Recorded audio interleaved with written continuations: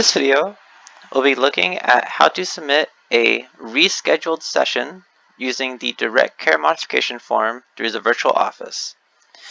The first step is to locate the Direct Care Modification form button inside the virtual office, which is found right here. So we're going to select that, and it will bring us to the actual modification form itself. We're then going to enter our first and last name, as well as the client's first and last name. For now, we're just going to use this. And then under Type of Modification, we're going to select Reschedule a Session. We're selecting this to indicate that this is a session that was originally planned for a specific date, and we have altered that session to take place on a different date than what was originally planned. So now we're going to hit Next. It's going to ask us to select whether I am rescheduling before the original session occurs, if I am making up time for a provider cancellation that has already occurred, or if I am making up time for a client cancellation that has already occurred. So let's start with I am rescheduling before the original session occurs. I'm going to select that option and hit Next. It's going to ask me for the original session date. So let's say it was the 10th. The start time of the original session, let's say 9 a.m. and the end time is 1 p.m.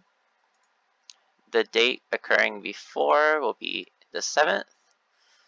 The start time of the new rescheduled session, let's say it's still happening at 9 and it still ends at 1 p.m.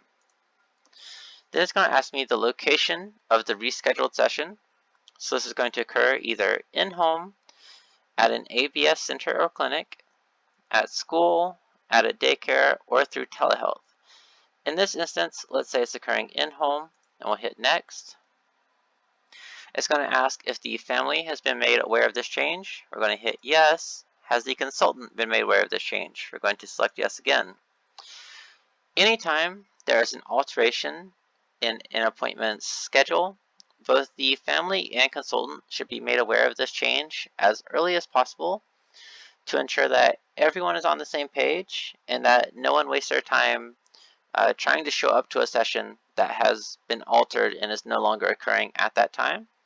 So these two should always be selected as yes, because at the point we know a session is going to be rescheduled, we should have already been communicating that with both the family and the consultant. Then we have a comment section down here to provide any additional pertinent information to the scheduling team that might be necessary to complete this request. Then we would hit Submit right here, and we would be done submitting this form. However, for now, let's take a step back and let's see what it looks like if we select I am making up time for provider cancellation, which will look relatively similar to the client cancellation. So we're going to select one of these two options, hit Next. It's going to ask us for the date of the session that was canceled. Again, let's say the 10th. We'll say 9 a.m. start. And then it's going to ask us for the date of the new makeup session. So let's say this one is occurring on the 13th. It's still at 9 a.m. And this one's going to end at 1 p.m. It will then ask us for the location of the makeup session, which are the same ones that we saw previously. So again, let's select In-Home and hit Next. It'll once again ask us if both the family and consultant have been made aware of this change. Again, both of those should always be made aware of changes as early as possible to ensure that everyone is on the same page and that we're getting the highest treatment fidelity possible by keeping information consistent.